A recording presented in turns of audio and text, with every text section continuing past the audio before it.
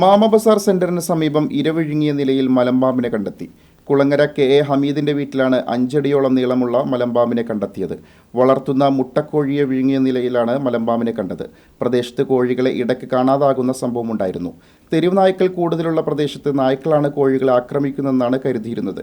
1 മാസം മുമ്പ് സമീപത്തെ കുളത്തിൽ നിന്ന് മലമ്പാമ്പിനെ പിടികൂടിയിരുന്നു. 30ഓളം കോഴികളെ നഷ്ടപ്പെട്ടതായി ഹമീദ് പറഞ്ഞു.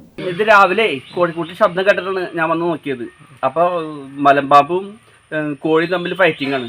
അപ്പം ഞാൻ വേഗം കോഴീനെ രക്ഷപ്പെടുത്താൻ നോക്കുമ്പോഴേക്കും കോഴീനെ ഒരു മലമ്പാമ്പ് വിഴുങ്ങി. ഇപ്പം ദിവസവും 2-3 കോഴീനൊക്കെ പോയിക്കൊണ്ടിരിക്കുന്നുണ്ട്, ദിവസം പോകുന്നുണ്ട്. ഇപ്പം എന്താ ഇതിൻ്റെ സംഭവം എന്നറിയില്ല. ഇന്നാണ് ഇപ്പോൾ രാവിലെ മലമ്പാമ്പിനെ കാണാൻ പറ്റിയത്. സംഭവത്തെ തുടർന്ന് വനം വകുപ്പ് ഉദ്യോഗസ്ഥരെ വിവരമറിയിച്ചു.